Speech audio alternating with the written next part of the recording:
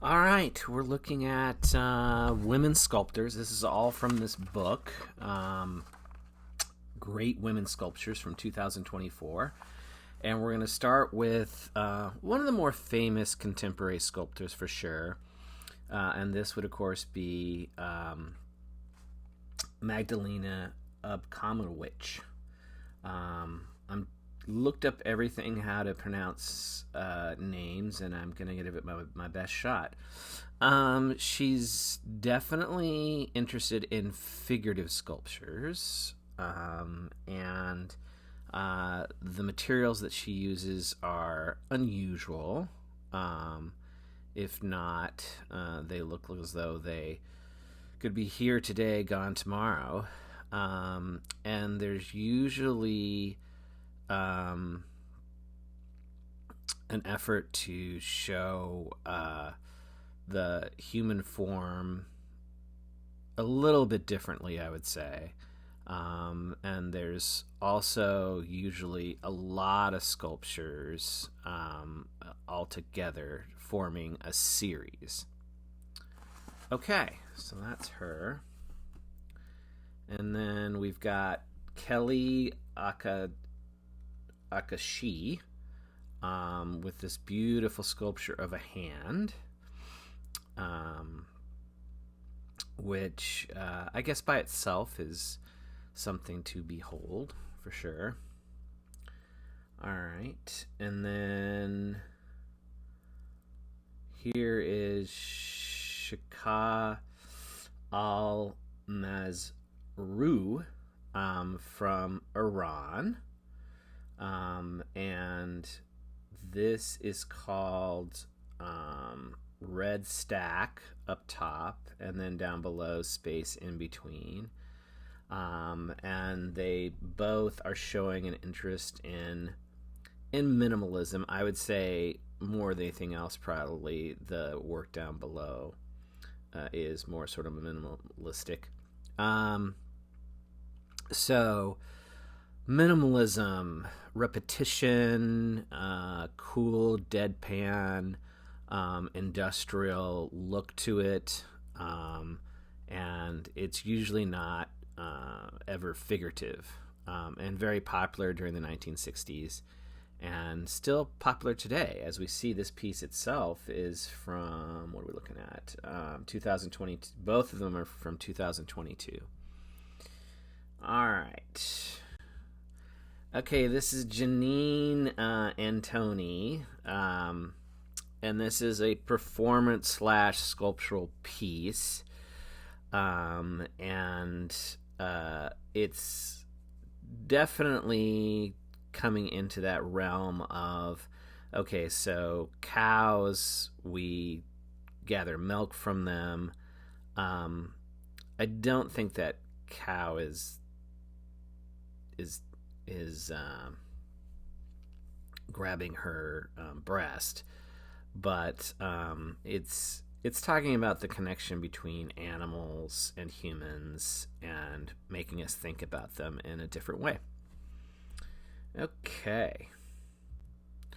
This is Ruth Asawa's work, and I would say over the last 5 years, she's become a huge interest among museums and art historians. And I read recently that her sculptures are based upon wire baskets made by individuals in one of the provinces of Mexico where she was visiting.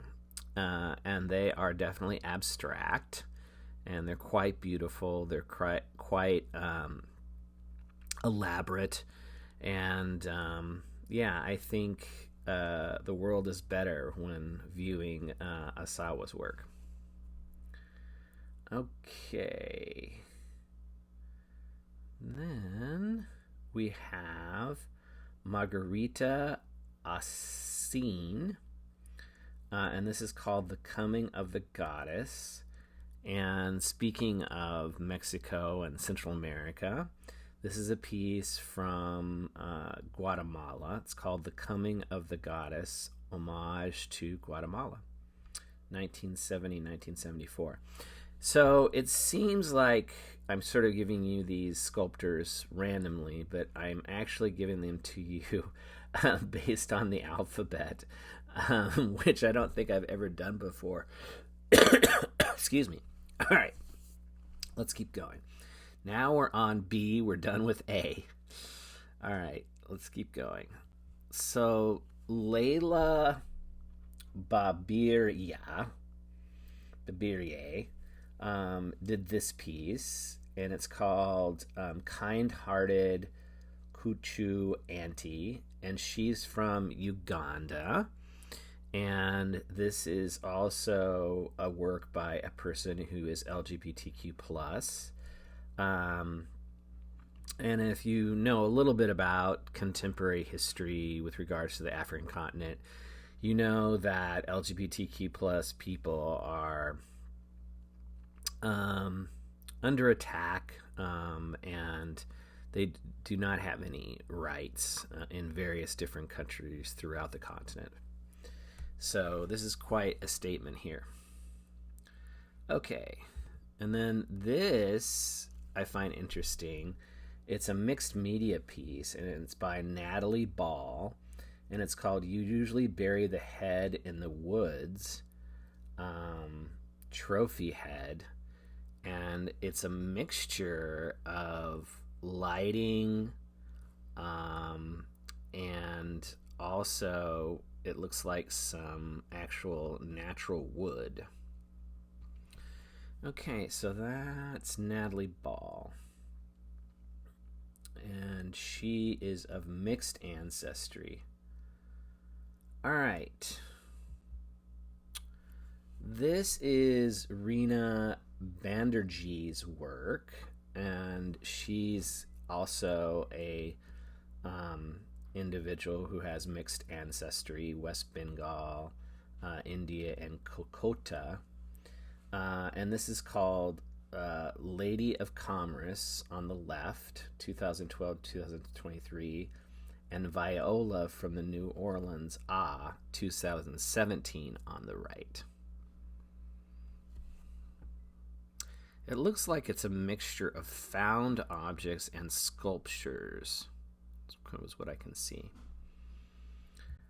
Okay, then this is Rosa Barba's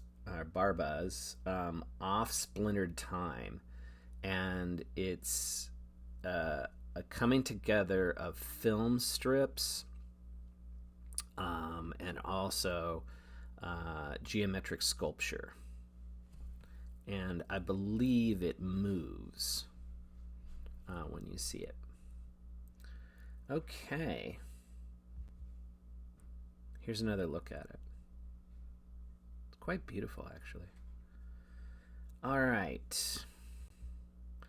This is Phillida Barlow's Untitled Upturned Houses, 2012. She's from England and is a very interesting woman artist. And she taught a lot in her day, and was interested in abstraction, but also worked in other areas of sculpture. And then here's another one of her works. I really like this one. They look like sort of alien figures of some kind. All right, so yeah, Phillida Barlow is somebody you should look up for sure. Okay, and then this is Linda Banglis, and I would say she's definitely in some ways in the minimalist camp from the 1960s, but generally they're organic shapes, and it looks sort of like volcanic eruption when you see her work. It's very recognizable. Sometimes it's up against the wall. In this case, it's down on the floor.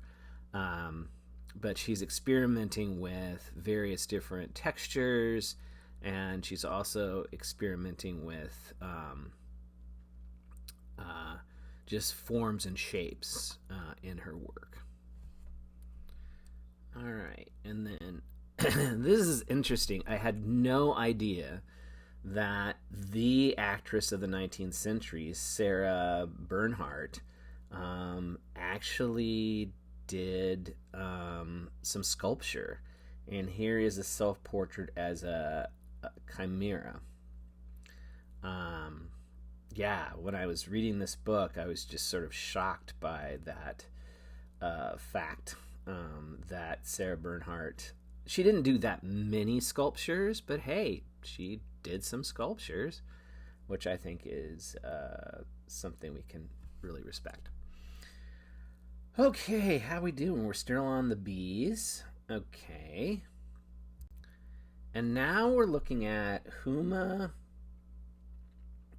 Let me get this right.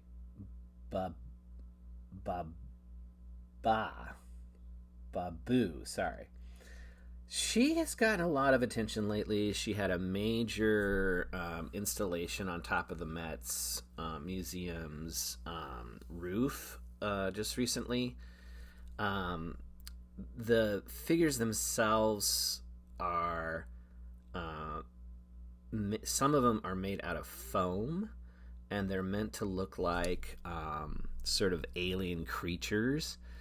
And she is from Pakistan, and this is called Receiver, and the receiver might read as a totem, a protector, or a victim. Those are the three sort of themes perhaps going through her work. Okay. Yeah, just definitely a lot of interest in her as of late. Okay, this is Chudea Booker's It's Hard to Be Green 2000. And here's a little quote. I thought they looked like the textiles of African art and traditional scarification when she makes her sculptures that are obviously made out of textiles. And it seems as though they're wearable as well, which is interesting. All right. And then Louise Bourgeois, probably one of the most famous out there, I would say. So she's from France, known for her sculptures of spiders, but I'm not sure that. I think this is still Spider Cell, 1997. The spider represents a maternal figure, its role as a weaver reflecting her own mother's profession. Here is her work. Yeah, this is Bourgeois. So the other one must have been, maybe it's the Untitled. Let's see. No, okay. So that one remains a mystery. It could have been Booker's work, but I don't have it listed as such. Okay, then we go to Sani Awa Kamarara, and she is from Senegal, which is a French-speaking West African country. And here I think we can see that she's probably calling upon her indigenous people's historical aesthetic, but making it her own as well. And I have a little quote here. The color and texture of her ceramic works are achieved by bathing them in liquid made from purified tree pods after firing. Okay. All right. It's always good to know specifically what's going on with the materials. All right, so here we go. So this is definitely, there's a professor that I studied under, Professor Ray Silverman, and he would say that African art is made two ways. One, art by destination, so it's meant to be in an art museum when it's made. And then art by metamorphosis, which is more sort of art, traditional art from the 19th century, early 20th century, that's usually stolen and in Western museums, and it is considered to be art by the Western culture, but there was not maybe a term as far as it being a decorative piece, art itself, within the culture where it was yanked out of. But this is definitely a contemporary piece, 2019, so this would be art by destination. Okay, here's Elizabeth Catlett. I was just talking to a friend about Catlett. She went to the show in Chicago recently. And this is Maternity, and Catlett sculpted in bronze, but she also sculpted in wood, as we see here. And it's a really interesting approach to children and mothers. She was considered to be a risk, weirdly enough, because she was a member of the Communist Party. So at some point, she wasn't even allowed into the United States. But then she later, in the last 10, 15 years, did come to the United States, but spent most of her life in Mexico City. And she's African American. I should have mentioned that before. Okay, and then here's Judy Chicago. Known, of course, more famously for The Dinner Party, which is a ceramic installation piece that celebrates the history of women. But this is definitely a minimalist piece by Chicago. It's called Rainbow Picket from '65, and then it was probably reconceived in 2004. So we have repetition, we have that deadpan, cool, industrial look. So yeah, that's something by Judy Chicago that most people probably aren't aware of. This is the very famous, of course, Camille Claudot, and she, of course, created alongside Rodin, but was a sculptor in her own right. And this is Man Leaning. And let's look and see what we have next. Yeah. Yeah, that's okay. So that's Young Man. That's Man Leaning. History has been kinder to her as of the last 20 to 30 years. People are very appreciative of her aesthetic, which is influenced by Rodin, but I think we need to see her as an independently minded artist. And yeah, so there's Camille Claudot. Made really famous by a movie in the last 30 years or so. And then this one is another one of hers, Young Girl with a Sheath. Okay, so figurative art does exist in sculptural history. All right, and that's from 1887, and the other one was from 1886. All right, and then this one is interesting. This is Marie Anne Collat's bust of Catherine the Great, and it is a white marble piece. And I think that the artist was a part of a group who were making white marble sculptures in Italy, not the same exact time period as somebody will look at later, which is Edmonia Lewis. But yeah, I think most people that aren't readily familiar with sculptural history wouldn't know that there is a group of women who work in Rome in white marble, and in this case, it's all about Catherine the Great. Okay, that was the C's. We're done with the ABCs. Now we're to D.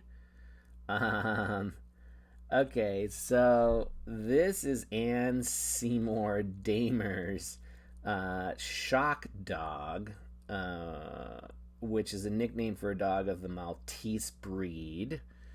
I thought I'd kind of put this in for kicks and giggles because you don't see you see a lot of paintings of pets, but you don't necessarily see a lot of sculpture of pets in art history. And so, hey, why not? Let's look at one here in this example. All right. This is Paula Dawson's work. Mirror, Mirror, Graham Murphy, 2004.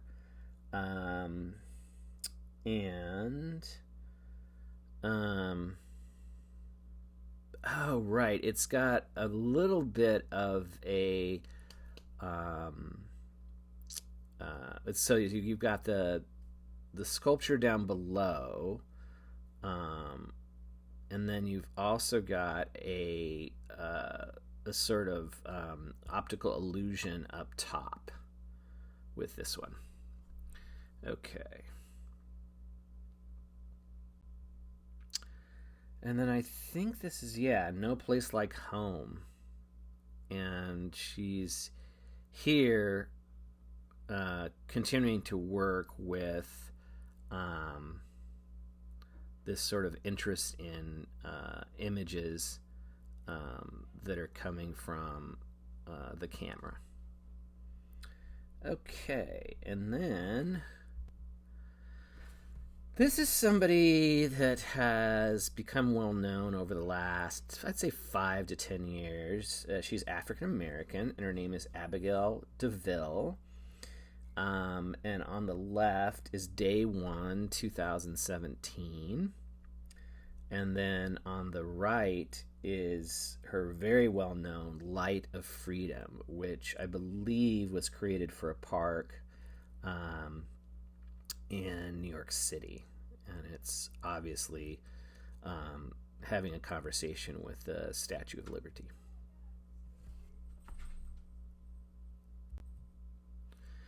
All right, where are we at now? Oh, we're still on the D's.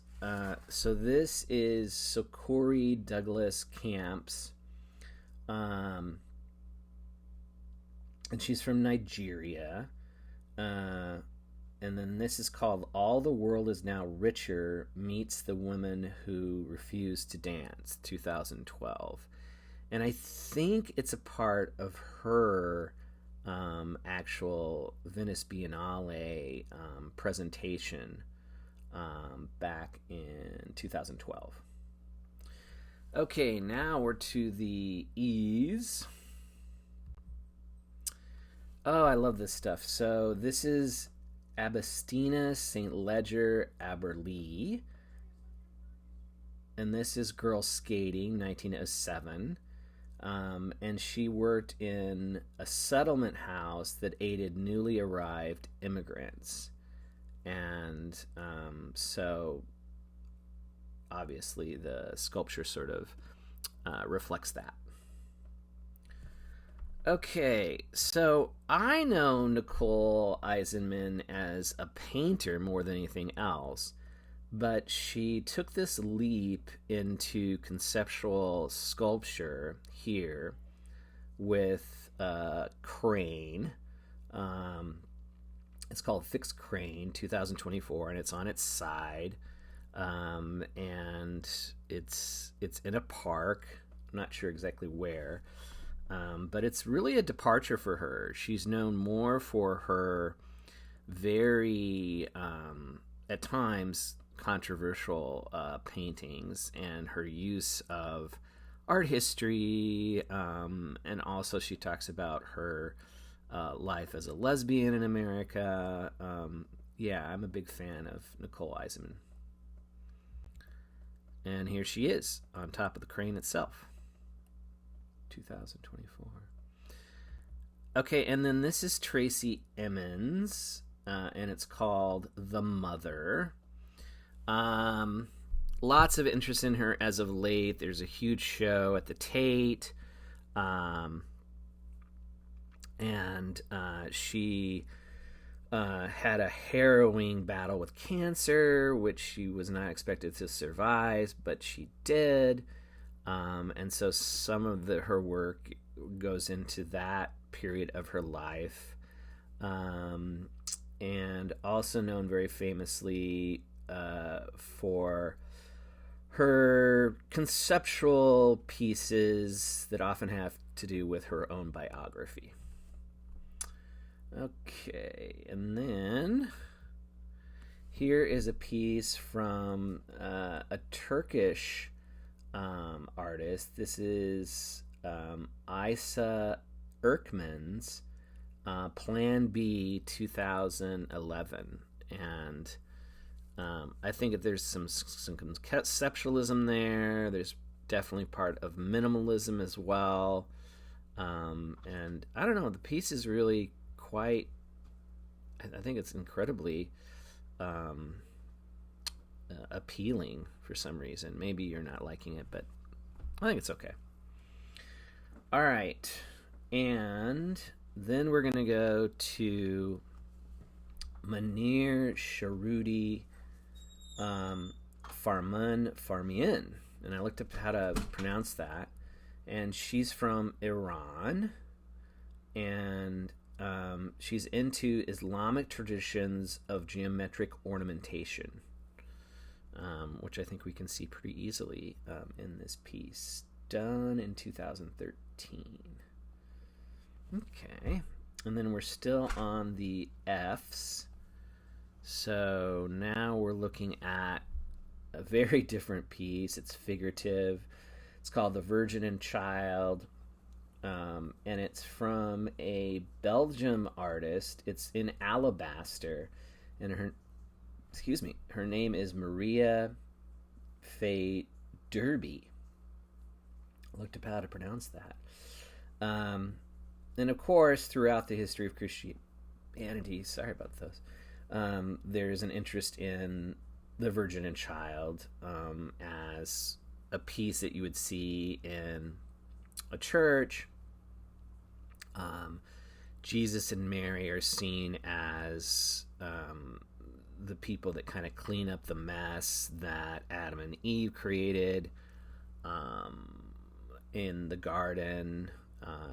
So together, Mary and Jesus form a super team that does away with the fact that Christians were prohibited from going to heaven until Jesus died on the cross. All right, let's keep going. Here we go. Oh, yeah. Okay, so this is Teresita Fernandez. And she's Latin American, and this is called Fire. And it's inspired by the walls of warped threads spread throughout large mechanical looms, with a triple O, looms. And I've seen her work before, quite recently, actually. This one is from 2005. So this is kind of fun because it's definitely, we're thinking about materials here. We're thinking about intent, abstraction, so on and so forth. Okay, and then this is Meta Warwick Fuller, known for her works that call to mind Egyptian history and African history. But here we just have the bust of a young boy, Solomon Fuller Jr. And yeah, it's probably something that was commissioned from Fuller, and it's kind of a fun small bust sculpture. Okay, now we're to the G's. This is Vanessa German. Again, I would say over the last 10 years, 15 years, she has become very, very well known. Part of that, I believe, is the interest of art among the Obamas, for sure, and their continued support of African American artists. The new Presidential Foundation Library just opened up in Chicago last month, and they have all the famous African American contemporary artists in the building and in the windows and everywhere. It's quite an amazing place. I hope to get to it at some point.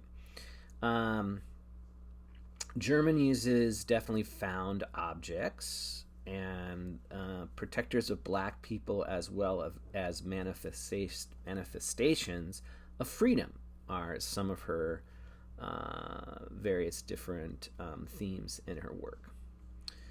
Okay, here we go. And then this one is a work by Guan Shida. I think I'm pronouncing that right. I looked it up. And this is called Mushroom, and the materials are jade, and also I think bronze, which would make sense. And she is from China, and this piece goes kind of back 1983. All right, let's keep going. This is a work by Lauren Halsey.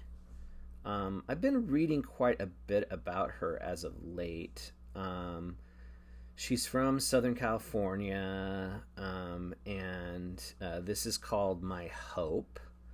And it's a installation piece, obviously. A lot of her work has to do with her particular neighborhood. And then this is the roof garden commission that was on top of the Metropolitan Museum of Art. And all of these figures are actually people that she knows that are in her family or that are a part of her neighborhood. And you first look at it and you're thinking, maybe this is an excavated temple from Egypt. And I think that's obviously what she was sort of heading towards. But this, to me, was one of the more amazing of the rooftop commissions that I've seen from the Met over the last, 10 to 20 years. And she's just recently put this whole installation in a park in Southern California, near her neighborhood. Okay. And then here's another view of one of her sphinxes.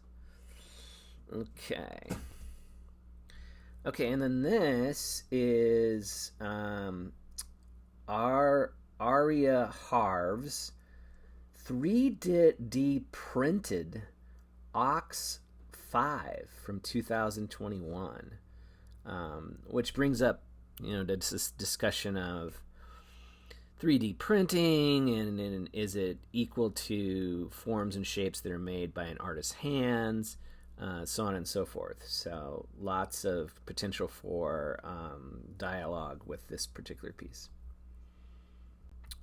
And then this is Barbara Hempworth. I would say she's one of the most famous abstract sculptors of her generation, particularly in England, where she is beloved. And it was, I didn't realize this. This is a work from 1966 called Spring, but in 1934, Hepworth abandoned figuration. So I thought she was always an abstract artist, but that's not true. Okay, and then we have Ava Hesse, who is, without a doubt, the most famous of the women minimalist sculptors of the 1960s, and it's very sad. Some of the things that she was working with, the materials, were carcinogenic, and she died of cancer. And we have repetition here. We have solid forms. And yeah, so it definitely looks as though this is a minimalist piece. Okay, and then this is interesting. This is Sheila Hicks, Nowhere to Go, 2022. So she's putting in or installing these underground sort of large pipes with, I think, glass on top of them near this river. And I think I might have. No, I don't. Oh, sorry, guys. So it's weaving, wrapping, twisting, and piling with Sheila Hicks. Nowhere to Go.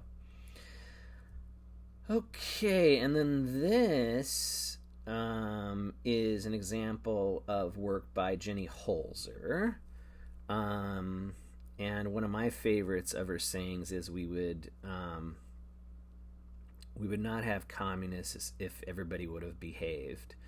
And so this is called Heap, 2012. And for a very long time, Jenny Holzer was making her own text.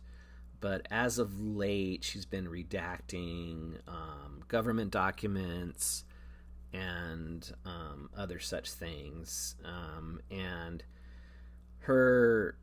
the size of her works, sometimes they're giant and sometimes they're on a bench in a series at the Walker Sculpture Garden. Okay. And that is part of her series called Truisms. All right. So here we have Rebecca Horn, and this is entitled, it's a kinetic sculpture entitled Record on the Floor, Untitled, from 1990. Kinetic sculptures are always just fascinating to me. And then here you have her piece where she's using her body, and there was a number of different female artists from the 1960s that were doing this, and this is one of her more famous ones. It's called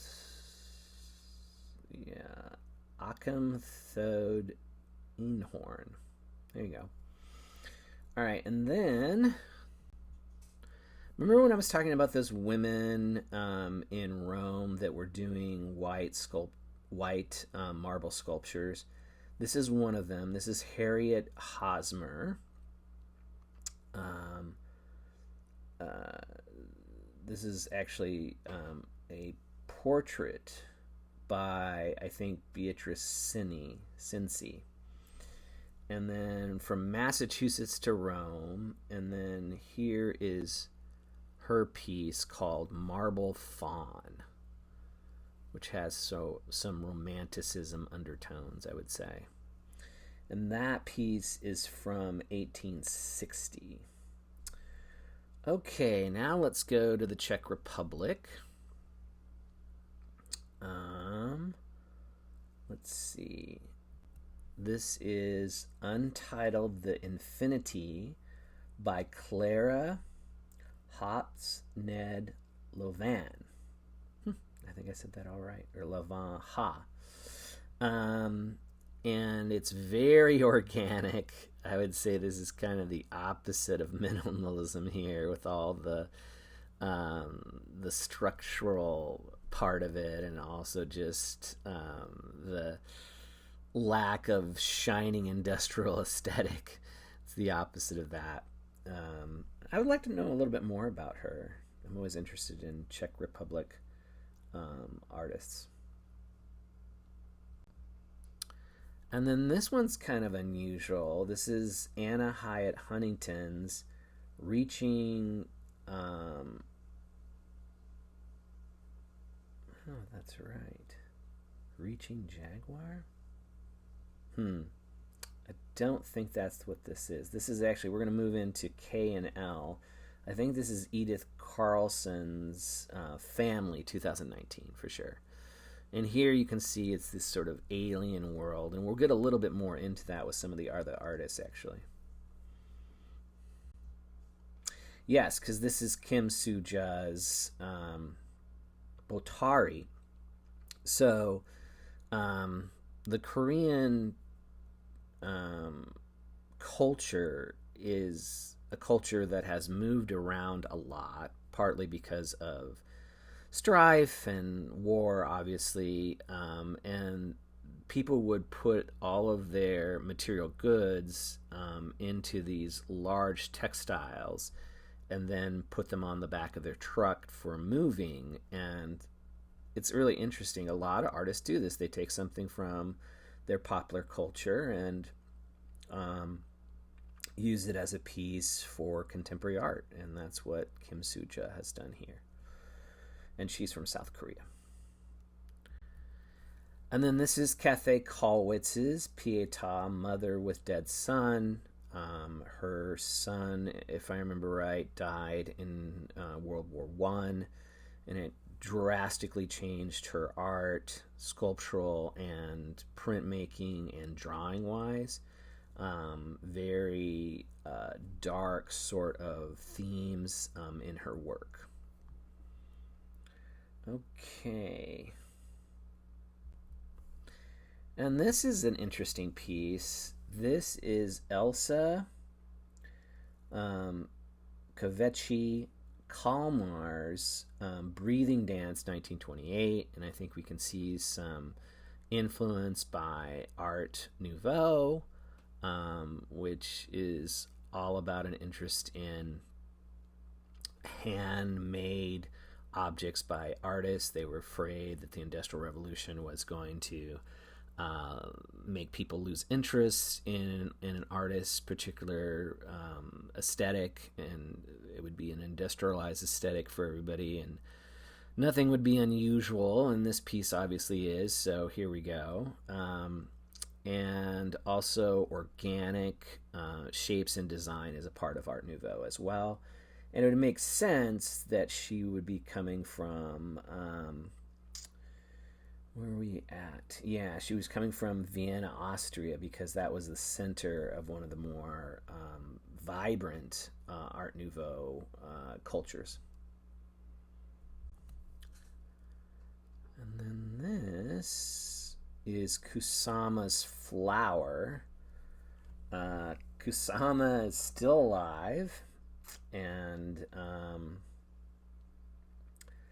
still working and creating things, and I would say in the last 10 years, partly because of her installation called the Infinity Room, lots of people have become even maybe more interested in her work than in her heyday in the 60s and 70s, which is always good to see when an older artist is reapproached,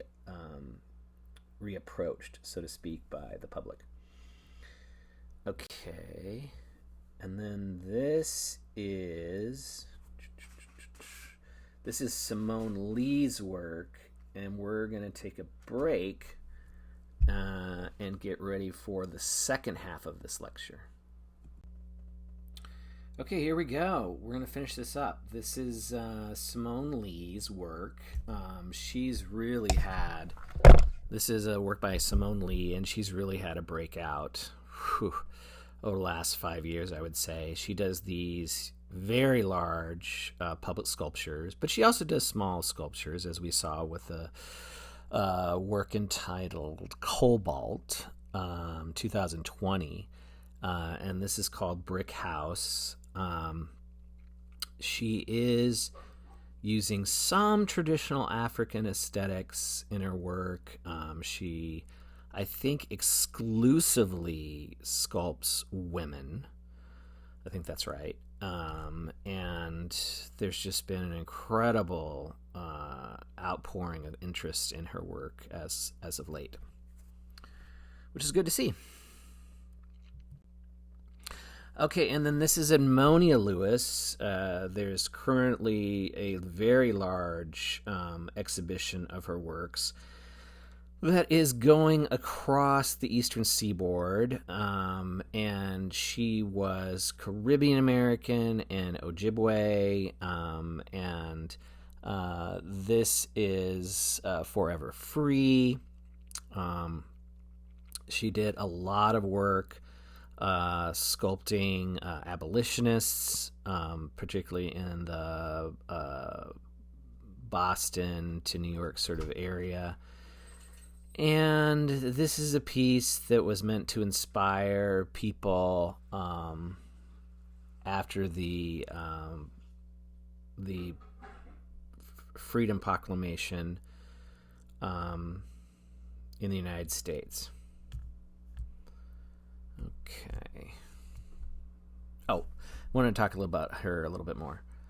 So, she made it to Rome, and she was a sculptor in white marble, and she was there with some other women. However, they were not women of color like she was.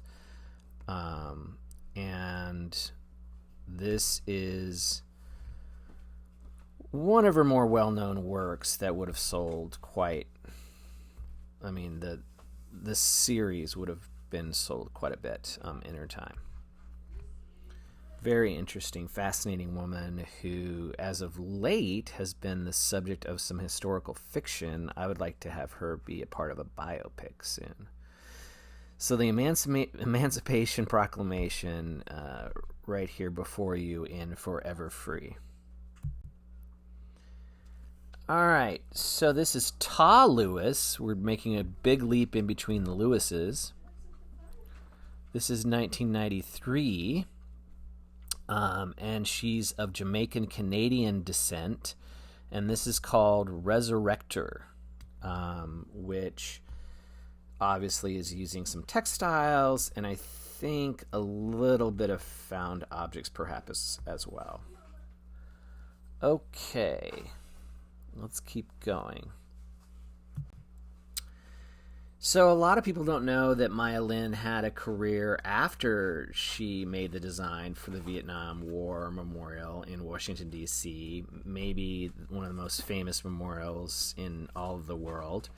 But yes, she did have a career and still does. And this is a piece called Blue Lake Pass, 2006. She does a lot of public sculptures, but she also has some installations as well. And here she is, who at a very young age was picked by the Memorial Committee. She was still in grad school at the time, and has had a very successful career, for sure. Okay, this is Sarah Lucas. And her works are both absurd and unsettling, and there's been some interest in her as of late. There's a Tate modern show in the last couple of years, and yeah, this is one of the more well-known, I would say, contemporary sculptors. Okay, let's go to the M's. Marisol is the most famous woman pop artist, without a doubt. And it's very easy to recognize her works. There's been some major shows. Canada had one, and it made it to the United States as well. And sometimes it's her. She was a very fashionable woman. But she talked about that, how she wished she could just be herself and not, people didn't always have to talk about her and her image. And this one is which one here? Dinner Date. Makes sense. All right, so that's that. And here she is actually seated at dinner date, which is kind of fun. All right. So if you're looking for a woman pop artist, the most famous, go no further than Marisol. She was born to Venezuelan parents in Paris. Which is interesting.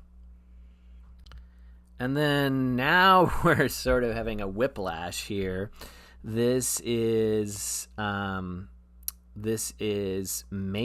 Dolorosa, and actually the creator, Andrea de Mina, was a nun, which should be explored more. Yeah, so a little bit of a different flavor here from the, let's see, what's the date on this? It's late 1600s, 1675. And that's why we put her in here, because it's M. And then this is Mariko Mori, and she is Japanese. And for a long time, she was using her own image, but she stopped in 1999, which I didn't know until I read this book that we've been looking at, the information from this book.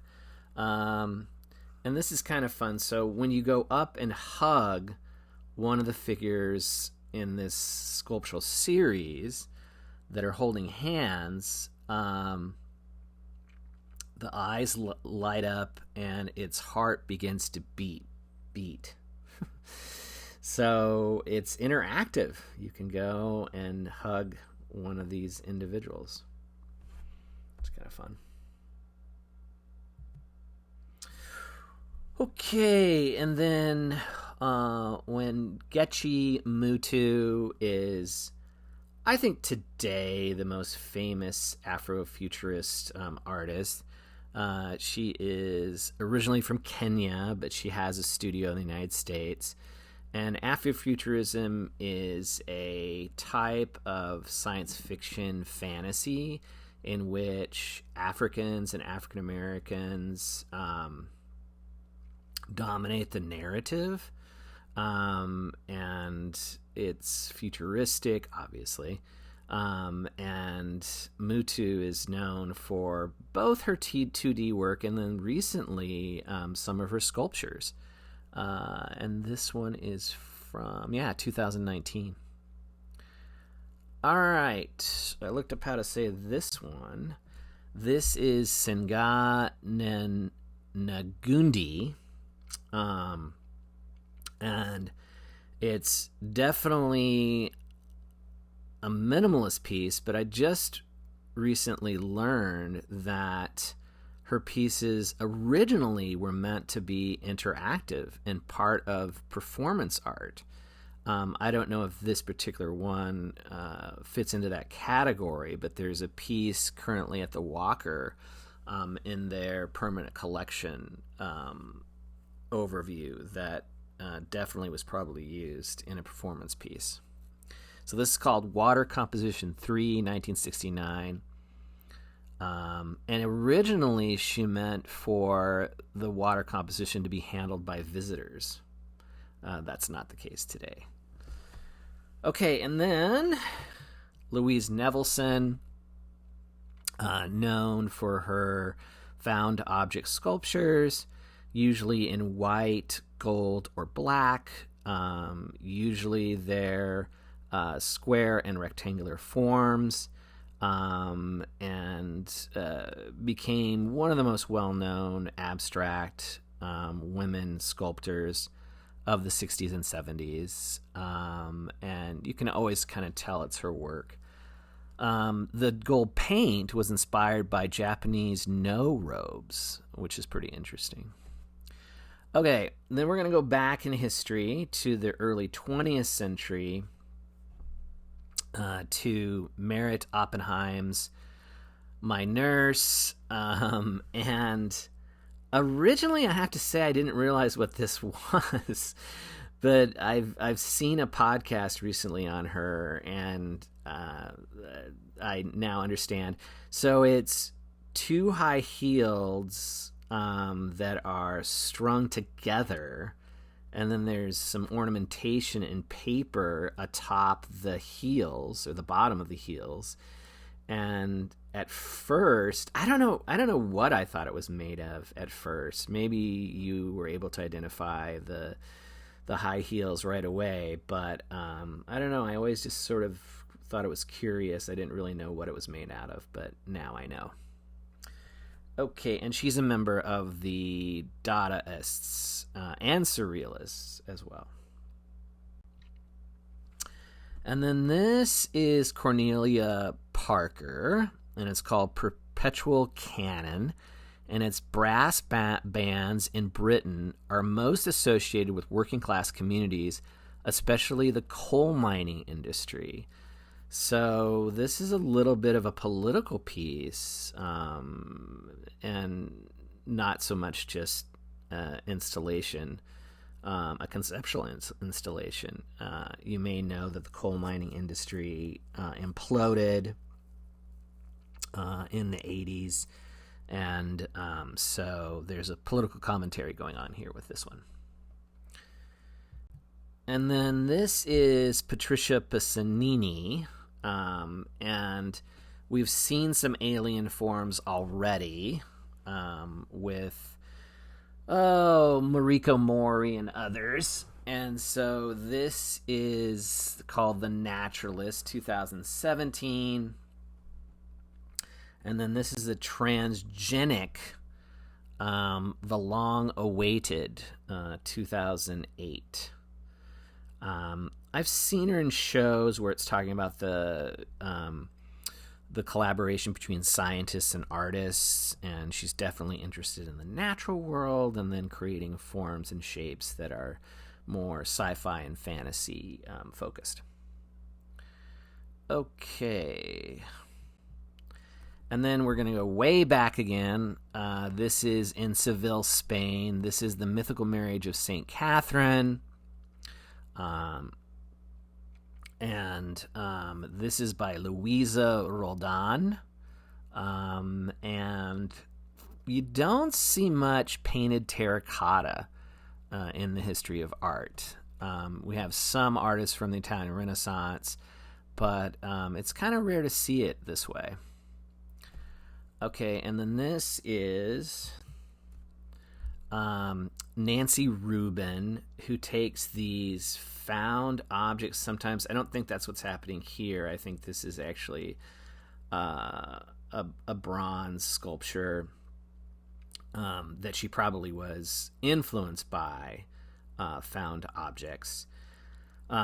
She does things with canoes and little boats. There's a piece in San Diego that is very famous. That's near the Museum of Modern Art in San Diego. Okay, so that's Nancy Rubens. And then this is a work by Alison Czar. One of her pieces is currently up at the Walker.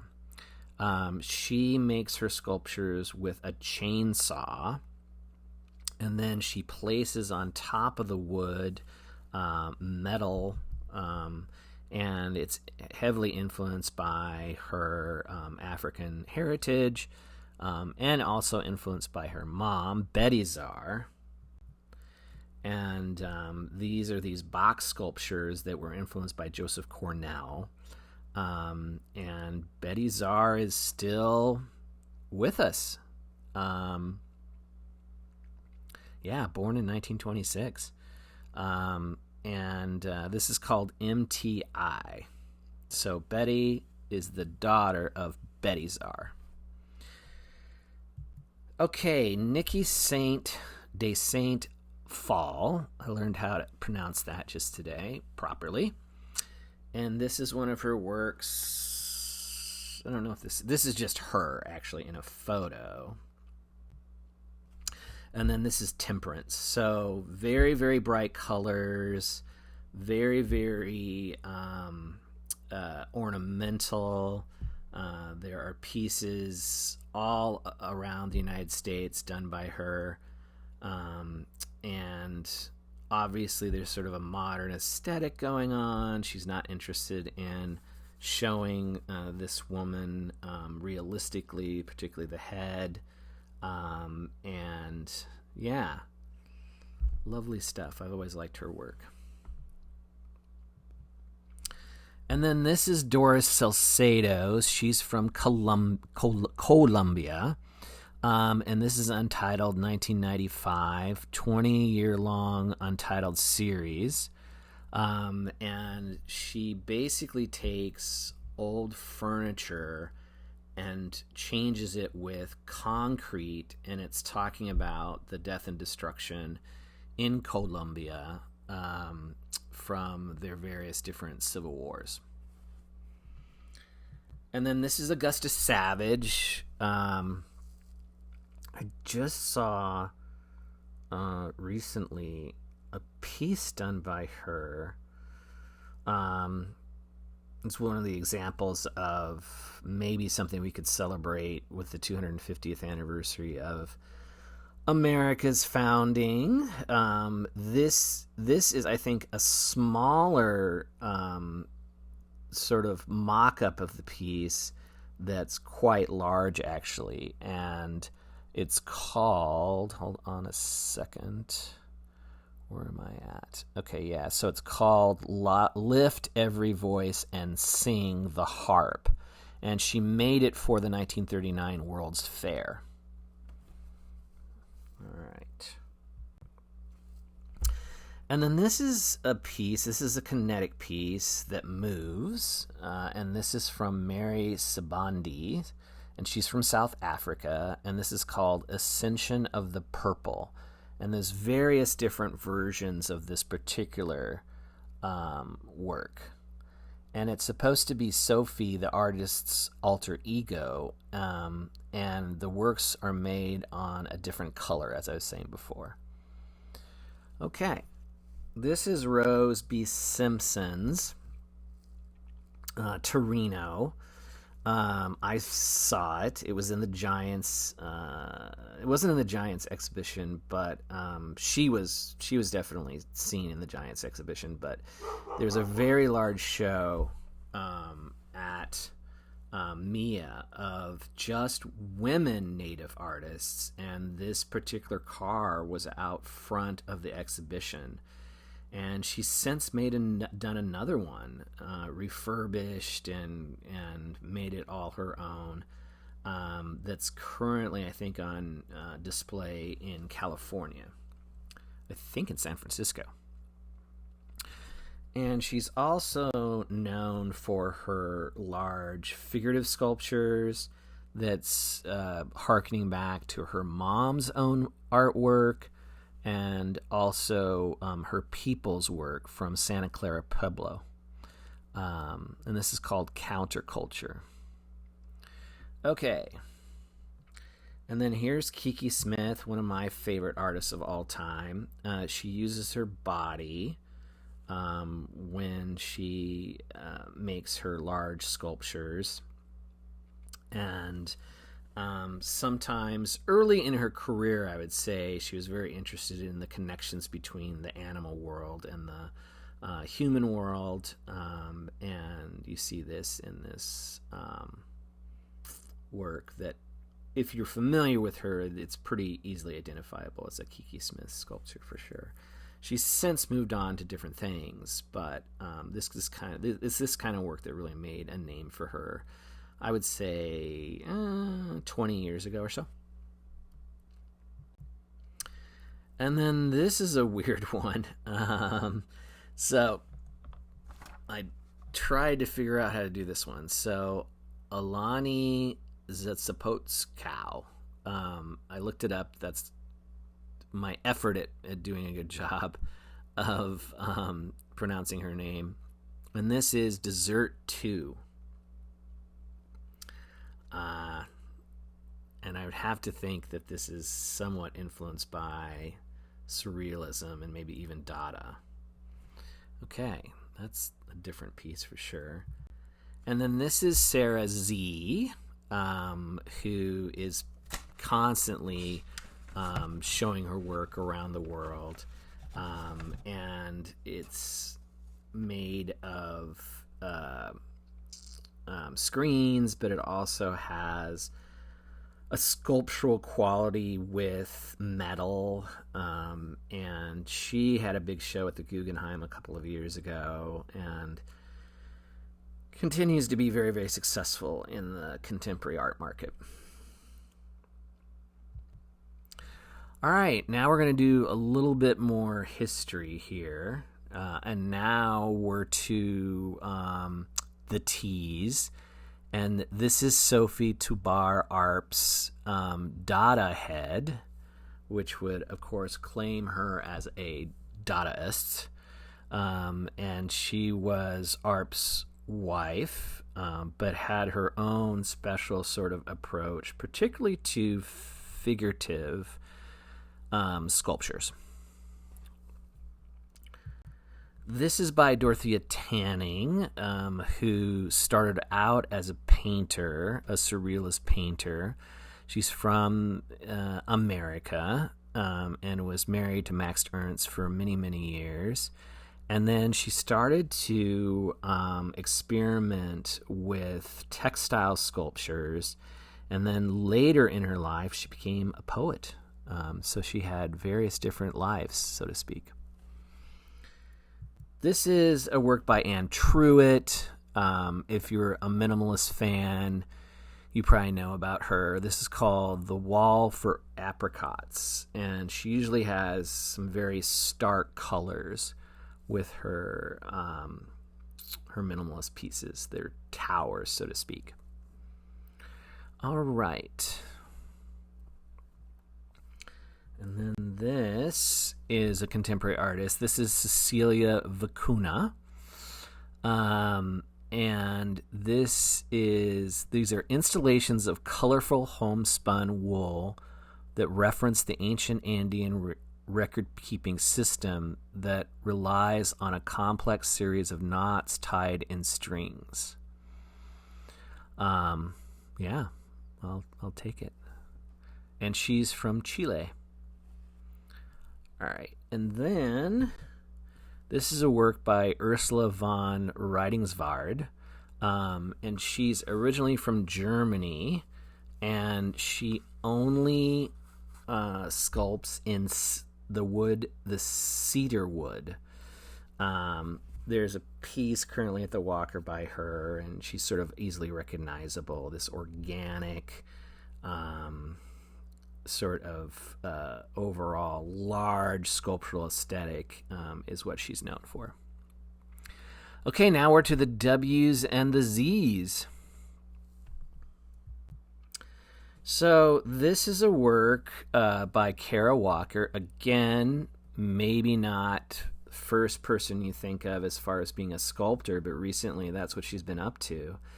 And this is a piece that was in the Tate Modern's Turbine Hall, which is a very, very large space, one of the largest spaces in the museum world. And it's a piece that's talking about colonialism, and it's based on the memorial to Queen Victoria, actually. Okay, and then here's Rachel Whitered's piece. So she gives a new meaning to negative space. In this case, she goes to an abandoned building and fills it full of concrete from the top, and then takes all the wood away, and the negative space is what results. And that's what made her famous for sure. Okay, and then this is Annika Yee's Living and Dying in the Bactericene, and she makes sculptures from life, basically, from bacteria and other sources. And yeah, I've become really interested in her as of late. She's another one of these people that's interested in, obviously, the connection between science and art. And last but not least is Andrea Zittel. So she was in New York City and she was broke, and so she knitted these dresses. I think there was like 5 of them that she would wash every night to go to her low-paying job. And then she wanted to create these living systems within one of her apartments in which she could live in it, and create sort of a life for herself in the very, very expensive rental market of New York City. She's since moved out of NYC and has a ranch in the Southwest, in which she takes these ideas of living units and turns them over to artists, young artists, in a kind of a communal sort of aspect of making art. Okay, we did it. 100 slides. Women sculptors. Yahoo.